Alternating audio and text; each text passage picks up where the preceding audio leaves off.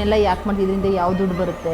7ನೇ ಕ್ಲಾಸ್ಗೆ ಇಡೀ ಸಂಸಾರದ ಜವಾಬ್ದಾರಿನ ಹೆಗಲ ಮೇಲೆ ಹೊತ್ಕೊಳ್ಳಿಕ್ಕೆ ಪ್ರಯತ್ನ ಮಾಡಿದಂಥ ಮೇಡಮ್. ನಿಮಗೆ ಬೇರೆ ಏನು ಮಾಡೋಕ್ಕೆ ಕೆಲಸ ಇಲ್ವಾ? ಈ ಥರ ಎಲ್ಲ ಪ್ರಶ್ನೆಗಳು. ಸಮಾಜದಲ್ಲಿ ನಾನು ಬದುಕಬೇಕು ಅಂತ ಡಿಸೈಡ್ ಮಾಡಿ, ಯಾರೋ ಬೇರೆಯವ್ರು ಕೊಟ್ಟಿರುವಂಥ ಬಟ್ಟೆಗಳನ್ನು ಹಾಕ್ಕೊಂಡು ನಾನು ಬದುಕನ್ನು ಕಟ್ಕೊಳ್ತಾ ಬಂದವನು.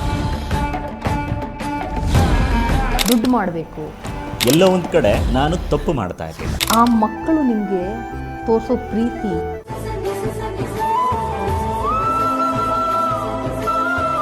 ಅವ್ರು ನಿಮ್ಮ ಹತ್ರ ಬಂದು ನಡ್ಕೊಳ್ಳೋ ರೀತಿ,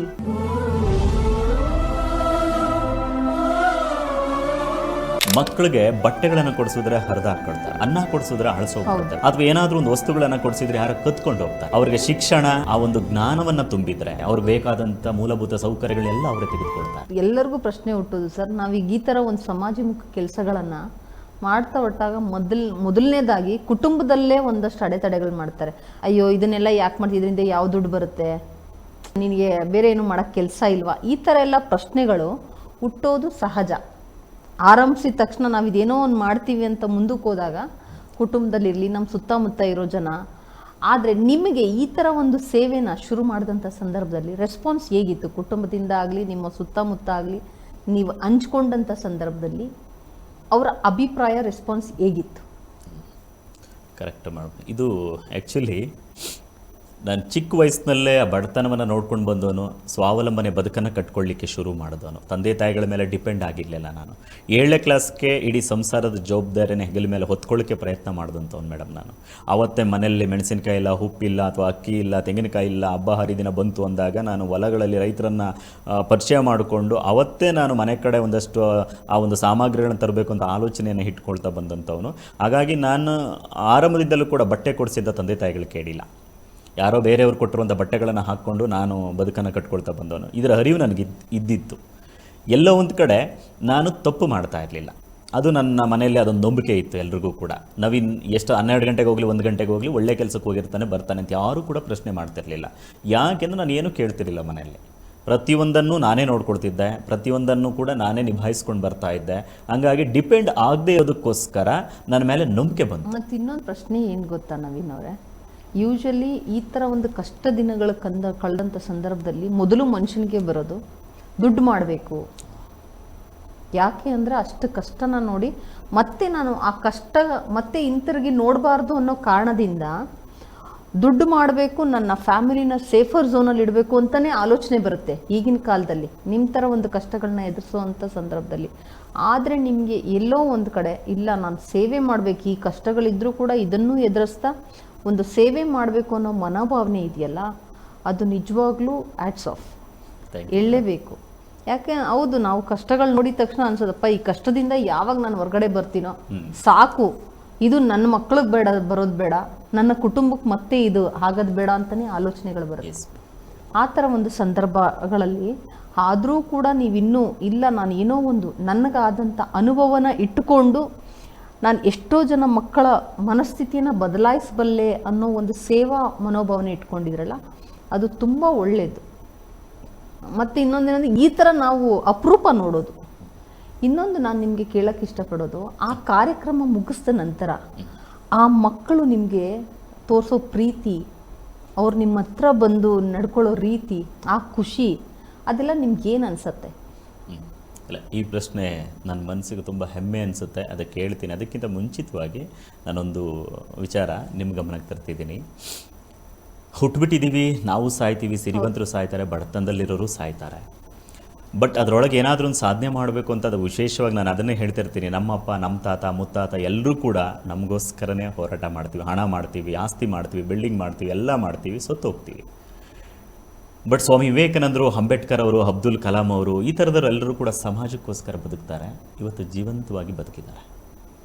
ನಮ್ಮ ಅಪ್ಪ, ನಮ್ಮ ತಾತ, ನಮ್ಮ ಮುತ್ತಾತಗಳೆಲ್ಲರೂ ನಮಗೋಸ್ಕರ, ಇಡೀ ನಮ್ಮ ಕುಟುಂಬ ನಾವೇ ಚೆನ್ನಾಗಿರಬೇಕು ಅಂತ ಅಂದ್ಕೊಳ್ತಾರೆ, ಸತ್ತೋಗ್ಬಿಡ್ತಾರೆ. ನಾನು ಸಾಯಬಾರ್ದು ಅಂತ ಡಿಸೈಡ್ ಮಾಡಿದ್ದೀನಿ ಮೇಡಮ್. ಸಮಾಜದಲ್ಲಿ ನಾನು ಬದುಕಬೇಕು ಅಂತ ಡಿಸೈಡ್ ಮಾಡಿದ್ದೀನಿ.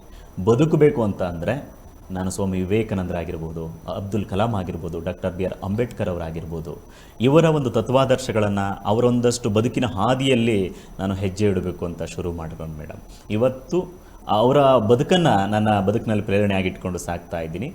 ಹಾಗಾಗಿ ಕಾರ್ಯಕ್ರಮ ಅಲ್ಲಿಂದ ಶುರುವಾಗ್ತದೆ. ಈಗ ನಿಮ್ಮ ಪ್ರಶ್ನೆ ಇದು, ಆ ಕಾರ್ಯಕ್ರಮ ಆದಮೇಲೆ ಅಂದ್ರೆ ನೀವ್ ಹೇಳ್ತಾ ಇರೋದು ನಾನು ಯಾವಾಗ್ಲೂ ಬದುಕಿರ್ತೀನಿ ಈ ಮಕ್ಕಳ ಮುಖಾಂತರ. ಖಂಡಿತ ಮೇಡಮ್. ಇವರಲ್ಲಿ ಆಗೋ ಬದಲಾವಣೆಗಳು ನಾಳೆ ದಿವಸ ಅವ್ರ ಸಮಾಜಕ್ಕಾಗುವಂತ ಕೊಡುಗೆಗಳಿಂದ ಆ ರೂಪದಲ್ಲಿ ನಾನು ಬದುಕಿರ್ತೀನಿ ಅನ್ನೋದು ನಿಮ್ಮ ಮಾತಿನ ಅರ್ಥ ನನಗೆ ಅನ್ನಿಸ್ತಾ ಇರೋದು. ಖಂಡಿತ ಮೇಡಮ್. ನಾವು ಇನ್ನೊಂದು ಏನಾಗ್ಬಿಟ್ಟಿದೆ ಅಂತಂದ್ರೆ, ಮಕ್ಕಳಿಗೆ ಬಟ್ಟೆಗಳನ್ನು ಕೊಡಿಸಿದ್ರೆ ಹರಿದು ಹಾಕೊಳ್ತಾರೆ, ಅನ್ನ ಕೊಡಿಸಿದ್ರೆ ಅಳಿಸೋಗ್ಬಿಡುತ್ತೆ ಮೇಡಮ್. ಅಥವಾ ಏನಾದರೂ ಒಂದು ವಸ್ತುಗಳನ್ನು ಕೊಡಿಸಿದ್ರೆ ಯಾರು ಕತ್ಕೊಂಡು ಹೋಗ್ತಾರೆ. ಅವ್ರಿಗೆ ಶಿಕ್ಷಣ, ಆ ಒಂದು ಜ್ಞಾನವನ್ನು ತುಂಬಿದ್ರೆ ಎಲ್ಲವನ್ನ, ಬಟ್ಟೆ, ಅವ್ರಿಗೆ ಬೇಕಾದಂಥ ಮೂಲಭೂತ ಸೌಕರ್ಯಗಳೆಲ್ಲ ಅವರೇ ತೆಗೆದುಕೊಳ್ತಾರೆ. ನಾವೆಂದೂ ಕೂಡ ಮಕ್ಕಳನ್ನ ಭಿಕ್ಷುಕರನ್ನಾಗಿ ಮಾಡಬಾರ್ದು ಮೇಡಮ್. ಯಾಕೆಂದ್ರೆ ಇವತ್ತು ಡಿಪೆಂಡ್ ಮಾಡಿದೀವಿ ಅಂತಂದ್ರೆ ಮಕ್ಕಳನ್ನ, ಒಂದ್ಸಲಿ ಅವ್ರು ಏನು ಮಾಡ್ತಾರೆ, ನನ್ನಿಂದ ಕೇಳ್ತಾರೆ, ಇಸ್ಕೊಳ್ತಾರೆ, ಆಮೇಲೆ ಅವ್ರು ನಾನು ಕೊಟ್ಟಿದ್ದು ಮುಗಿದೋದ್ಮೇಲೆ ಇನ್ನೊಬ್ಬರನ್ನ ಹುಡುಕ್ಲಿಕ್ಕೆ ಶುರು ಮಾಡ್ತಾರೆ. ಅಂದರೆ ಇನ್ನೊಬ್ಬರ ಹತ್ರ ಇಸ್ಕೊಳ್ಳೋಣ ಅಂತೇಳಿ. ಬಟ್ ಇದಿಲ್ಲಿ ಇಸ್ಕೊಳ್ಳುವಂಥ ಸಂಸ್ಕಾರ ಬೇಡ, ಆ ಸಂಸ್ಕೃತಿ ಬೇಡ. ನಾನು ಪಡ್ಕೊಳ್ಬೇಕು, ದುಡ್ಡು ಪಡ್ಕೊಳ್ಬೇಕು ಅನ್ನುವಂಥ ಗುರಿ ಇಟ್ಕೊಂಡು ಹೋಗಬೇಕು. ಇದು ಸ್ವಾವಲಂಬನೆ ಬದುಕನ್ನು ಕಟ್ಕೊಳ್ಬೇಕು, ಡಿಪೆಂಡ್ ಆಗಬೇಡಿ ಅನ್ನುವಂಥದ್ದು ನಂದೊಂದು ಕಾನ್ಸೆಪ್ಟು. ಅದರಲ್ಲಿ ವಿಶೇಷವಾಗಿ ನನಗೆ ಹೆಣ್ಣು ಮಕ್ಕಳೇ ಮುಖ್ಯ ಈ ಒಂದು ಕಾರ್ಯಕ್ರಮದಲ್ಲಿ ಗಮನ ಸೆಳೆಯೋದು. ಕಾರಣ, ಆ ಹೆಣ್ಣು ಮಕ್ಕಳು ಇಡೀ ಜಗತ್ತಿನ ಒಂದು ಶಕ್ತಿ, ಇಡೀ ಜಗತ್ತಿನ ಅದ್ಭುತವಾದಂಥ ಒಂದು ಜ್ಞಾನ, ಒಂದು ಸಹನೆ. ಅದಕ್ಕೆ ಹೇಳೋದು, ಹೆಣ್ಣು ಮಕ್ಕಳನ್ನು ಆಕಾಶಕ್ಕೆ ಹೋಲಿಕೆ ಮಾಡ್ತಾರೆ, ಭೂಮಿಗೆ ಹೋಲಿಕೆ ಮಾಡ್ತಾರೆ. ಅಂದರೆ ಆಕಾಶವನ್ನು ಎಣಿಕೆ ಮಾಡಲಿಕ್ಕಾಗಲ್ಲ, ಭೂಮಿಯನ್ನು ಕೌಂಟ್ ಮಾಡಲಿಕ್ಕಾಗಲ್ಲ. ಅಂಥ ಅಗಣಿತವಾಗಿರುವಂಥ ಶಕ್ತಿ ಯಾರಾದರಲ್ಲಿ ಅಡಗಿದೆ ಅಂತಂದರೆ ಅದು ಹೆಣ್ಣು ಮಕ್ಕಳಲ್ಲಿ, ಆ ಒಂದು ದೈತ್ಯ ಶಕ್ತಿ.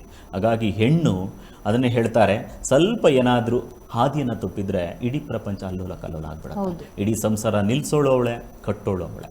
ಹಾಗಾಗಿ ಹೆಣ್ಣನ್ನು ಗಮನದಲ್ಲಿ ಇಟ್ಕೊಂಡು ನಾನು ಅದರಲ್ಲಿ ಎಸ್ಪೆಷಲಿ ನಮ್ಮ ಹೆಣ್ಣು ಮಕ್ಕಳು ಇವತ್ತು ಅತಿ ಹೆಚ್ಚು ದಾರಿ ತಪ್ಪಲಿಕ್ಕೆ ಹೊರಟಿರುವಂಥದ್ದು.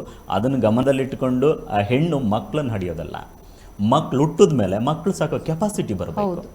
ಅವತ್ತು ಒಂದು ಸಾರ್ಥಕತೆ ಸಿಗುತ್ತೆ. ನನ್ನ ಗಂಡ ಇದೆ ಅಂತಾನೋ, ಅಥವಾ ನನ್ನ ತವ್ರ ಮನೆ ಇದೆ ಅಂತಾನೋ, ಅಥವಾ ನನ್ನ ಗಂಡನ ಮನೆಯವರು ಇದ್ದಾರೆ ಅಂತಾನೋ, ಯಾರು ಕೂಡ ಇಲ್ಲಿ ಅನಿವಾರ್ಯ ಅಲ್ಲ, ಯಾರು ಕೂಡ ಇಲ್ಲಿ ಶಾಶ್ವತ ಅಲ್ಲ. ಹಾಗಾಗಿ ಇದನ್ನು ನಾನು ಗಮನದಲ್ಲಿಟ್ಟುಕೊಂಡು ಹೆಣ್ಣುಮಕ್ಕಳು ಸ್ವಾವಲಂಬನೆಯಿಂದ ಬದುಕನ್ನು ಕಟ್ಟಬೇಕು ಅಂತೇಳಿ ಇದಕ್ಕೊಂದು ಪ್ರೇರಣೆಯುತವಾಗಿ ನನಗೆ ನಾನೇ ಸ್ವಯಂ ಪ್ರೇರಣೆಯಿಂದ ಶುರು ಮಾಡಿದೆ. ಆ ಮಕ್ಕಳ ಕಾರ್ಯಕ್ರಮ ಆದಮೇಲೆ ಎಷ್ಟು ಮುದ್ದಾಗಿ ಕಣ್ಣಲ್ಲಿ ನೀರು ಹಾಕ್ಕೊಳ್ತಾರೆ, ಬಾಧೆ ಪಡ್ತಾರೆ, ಅವರ ತಂದೆ ತಾಯಿಗಳ ಕಷ್ಟ ಕಾರ್ಪಣ್ಯಗಳನ್ನು ನೆನೆಸ್ಕೊಳ್ತಾರೆ. ನಾನು ತಪ್ಪು ಮಾಡಿಬಿಟ್ನಲ್ಲ ಅಂತ ಹೇಳಿ ಆ ಮಕ್ಕಳು ಓಡ್ ಬಂದು ಕಾಲಿಗೆ ಬೀಳ್ತಾರೆ. ಆಮೇಲೆ ನಾನು ಬೇಡ ಬೇಡ ಅಂತಂದ್ರೆ ಇಲ್ಲ ಸರ್ ಅಂತೇಳಿ ನನಗೋಸ್ಕರ ವೆಯ್ಟ್ ಮಾಡಿ ಕಾಲಿಡ್ಕೋತಾರೆ, ಕಣ್ಣಲ್ಲಿ ಹಾಕ್ತಾರೆ, ಕೈ ಕೊಡ್ತಾರೆ. ಕೊಟ್ಟರೆ ಅವ್ರಿಗೆ ಏನೋ ಒಂಥರ ಆತ್ಮತೃಪ್ತಿ ಸಿಗುತ್ತೆ. ಈ ಥರದ್ದೊಂದು ನೋಡಿದಾಗ ನಾನು ಕೂಡ ಭಾವುಕನಾಗ್ಬಿಡ್ತೀನಿ. ನನಗೂ ಕೂಡ ಕಣ್ಣಲ್ಲಿ ನೀರು ಬರುತ್ತೆ. ಯಾಕೆಂದರೆ ನಾನು ಇವತ್ತು ಯಾವುದಾದ್ರೂ ದೇವರುಗಳು ನೋಡ್ತಾ ಇದ್ದೀನಿ ಅಂದರೆ ಅದು ನನ್ನ ಹೆತ್ತಂಥ ತಂದೆ ತಾಯಿಗಳು, ನನ್ನ ಗುರುಗಳು ಮತ್ತು ಆ ಕಂದಮ್ಮಗಳು. ಆ ಕಂದಮ್ಮಗಳಲ್ಲಿ ನಾನು ದೇವ್ರನ್ನ ನೋಡ್ತಾ ಇದ್ದೀನಿ ಮೇಡಮ್. ನಿಜವಾದ ದೇವರುಗಳು ನನ್ನ ಮುಂದೆ ಹೋಗ್ತಾರೆ. ಅದಕ್ಕೆ ನಾನು ಆ ಕಂದಮ್ಮಗಳು ನೋಡಿದಾಗೆಲ್ಲನೂ ಕೂಡ ನಾನು ನಿದ್ದೆ ಮಾಡೋದಿಲ್ಲ ಮೇಡಮ್. ಅವ್ರಿಗೋಸ್ಕರ ಒಂದಿನ ಮಲಗಿದ್ರೆ, ಅಯ್ಯೋ 100 ಜನ ನಾನು ಮೋಟಿವೇಟ್ ಮಾಡಿದರೆ ಅವ್ರು ಬದುಕು ಕಟ್ಕೊಳ್ತಿದ್ರೇನೋ ಅಂತ ಹೇಳಿ ನಾನು ಎದ್ದು ಬಿಡ್ತೀನಿ 3 ಗಂಟೆಗೆ. ಹೇಳ್ತಿರ್ತಾರೆ ರಾತ್ರಿ ಬೆಳಗಿನ ಜಾವ 10 ಗಂಟೆಗೆ, 3 ಗಂಟೆಗೆ, 2 ಗಂಟೆಗೆ, ಈ ಥರದ್ದೆಲ್ಲವನ್ನು ಕೂಡ ಅದೇ ನಾನು ಎಬ್ಬರಿಸ್ತಾ ಅಲ್ಲಲ್ಲ. ನಮ್ಮ ಇವಾಗಿನ ದೈನಂದಿನ ಜೀವನದಲ್ಲಿ 8 ಅವರ್ ಮಲಗಲೇಬೇಕು, ನಿದ್ದೆಗೆಡಬಾರ್ದು, ಆರೋಗ್ಯ ಈ ಆರೋಗ್ಯ ಇಲ್ಲ ಅಂತ ಹೇಳ್ತೀವಿ. ಆದರೆ ನಮ್ಗೆ ಈ ಥರ ಒಂದು ಗುರಿ ಛಲ ಅನ್ನೋದು ಉಟ್ಕೊಂಡಾಗ ನಿದ್ದೆ, ಮತ್ತೊಂದು ಮಗದೊಂದು ಕಷ್ಟ ಕಾರ್ಪಣ್ಯ ಏನೂ ಬರೋದಿಲ್ಲ ಅನ್ನೋದಕ್ಕೆ ನೀವೇ ಎಕ್ಸಾಂಪಲ್ ಆಗಿ ಕೂತಿದ್ದೀರ ನಮ್ಮ ಕಣ್ಮುಂದೆ. ನೆಕ್ಸ್ಟ್ ನಾನು ಕೇಳೋದಾದರೆ, ಇಲ್ಲಿವರೆಗೂ ನೀವು ಇಡೀ ರಾಜ್ಯದಲ್ಲಿ ಎಷ್ಟು ಜಿಲ್ಲೆಗಳಲ್ಲಿ ಮತ್ತು ಎಷ್ಟು ಶಾಲೆಗಳಲ್ಲಿ ಈ ರೀತಿಯ ಕಾರ್ಯಾಗಾರನ ನಡೆಸ್ಕೊಟ್ಟಿದ್ದೀರಾ ಸರ್? ಹಾಂ ಮೇಡಮ್, ಈಗ ಕರ್ನಾಟಕ ರಾಜ್ಯವನ್ನು 2 ಬಾರಿ ಸುತ್ತುವಂಥ ಕೆಲಸ ಮಾಡಿದ್ದೀನಿ ಕಳೆದ 3 ವರ್ಷಗಳಿಂದ. ಅದಕ್ಕಿಂತ ಹಿಂದೆ ನಾನು ಈ ಮೌಢ್ಯ ಜಾಗೃತಿ ಕಾರ್ಯಕ್ರಮಗಳನ್ನು ಮಾಡ್ತಾ ಬಂದೆ ಸುಮಾರು 18 ವರ್ಷಗಳ ಕಾಲ. ಅಂದರೆ ಈ ಡೋಂಗಿ ವೇಷಧಾರಿಗಳು ಹಳ್ಳಿಗಳಲ್ಲಿ ದಾರಿ ತಪ್ಪಿಸುವಂಥದ್ದು, ಆಗ ಮಾಡ್ತೀನಿ ಈಗ ಮಾಡ್ತೀನಿ, ನಿಂಬೆಹಣ್ಣು ಇಟ್ಕೊಂಡ್ರೆ ಬದುಕನ್ನು ಕಟ್ಬೋದು, ಈ ಒಂದು ಅಂತರ್ಮಂತ್ರವನ್ನು ಹಾಕ್ಕೊಂಡ್ರೆ ಸುಮ್ಮನೆ ಹಳ್ಳಿ ಜನರನ್ನು ಆ ಕೋಳಿ ಇಸ್ಕೊಳ್ಳೋದು, ಹಣ ಇಸ್ಕೊಂಡು ನಾನು ಹಿಂಗೆ ಮಾಡ್ತೀನಿ, ನಿಮ್ಮ ಬದುಕು ಕಟ್ತೀನಿ ಅಂತ ಬರೋದ್ರ ಬಗ್ಗೆ ನಾನು ಹಳ್ಳಿಗಳಲ್ಲಿ ವೇಷಕ್ಕೆ ತಕ್ಕಂತೆ ಭಾಷೆಯನ್ನು ಬಳಸಿ ಅಲ್ಲಿ ಒಂದಷ್ಟು ಜಾಗೃತಿ ಕಾರ್ಯಕ್ರಮಗಳನ್ನು ಮಾಡ್ಕೊಳ್ತಾ ಬರ್ತಾ ಇದ್ದೆ. ಅದು ಒಂದಂತಕ್ಕೆ. ಇದು 3 ವರ್ಷದಿಂದ ಈ ಕಡೆ ಇಡೀ ಕರ್ನಾಟಕವನ್ನು ಅಪ್ ಟು ಬೀದರ್ ತುತ್ತ ತುದಿಯ ಭಾಗದವರೆಗೂ ಕೂಡ ಕಾರ್ಯಕ್ರಮಗಳನ್ನು ಮಾಡ್ಕೊಂಡು ಬಂದಿದ್ದೀನಿ. ಅಲ್ಲಿ ಸಾಮಾನ್ಯವಾಗಿ ಕೆಲವು ತಾಲೂಕು ಮುಖ್ಯ ಕೇಂದ್ರಗಳಲ್ಲಿ, ಜಿಲ್ಲಾ ಕೇಂದ್ರಗಳು, ಎಲ್ಲ ಜಿಲ್ಲೆಗಳಿಗೂ ಹೋಗಿ ಬಂದೆ. ಇಲ್ಲಿಗೆ 400ಕ್ಕಿಂತ ಅಧಿಕ ಶಾಲಾ ಕಾಲೇಜುಗಳಲ್ಲಿ ಅಪ್ ಟು ಡಿಗ್ರಿ ಕಾಲೇಜ್ವರೆಗೂ ಕೂಡ 2 ಗಂಟೆಗಳು, 2.5 ತಾಸು, ಇಲ್ಲ 3 ಗಂಟೆ. ಸ್ಕೂಲ್ ಮಕ್ಕಳಿಗೆ ಮಾತ್ರ ಅಲ್ಲ, ಡಿಗ್ರಿ ಕಾಲೇಜ್ ಹೆಣ್ಮಕ್ಳಿಗೂ ಕೂಡ ನೀವು ಈ ಒಂದು ಕಾರ್ಯಾಗಾರಗಳನ್ನು ನಡೆಸ್ಕೊಂಡು ಮಾಡಿದ್ದೀನಿ. ಅಪ್ ಟು ಡಿಗ್ರಿ ಮಕ್ಕಳವರೆಗೂ ಕೂಡ ಈ ಒಂದು ಕಾರ್ಯಕ್ರಮವನ್ನು ಮಾಡ್ಕೊಂಡು ಬಂದಿದ್ದೀನಿ. ಇಲ್ಲಿಗೆ ಸುಮಾರು ಒಂದು 5 ಲಕ್ಷಕ್ಕೂ ಅಧಿಕ ಮಕ್ಕಳಿಗೆ ಈ ಒಂದು ಜಾಗೃತಿ ಕಾರ್ಯಕ್ರಮವನ್ನು ನಾನು ಕೊಟ್ಟಿದ್ದೀನಿ ಮೇಡಮ್. ಇದು ನನಗೆ ಹೆಮ್ಮೆ ಇದೆ. ಖಂಡಿತ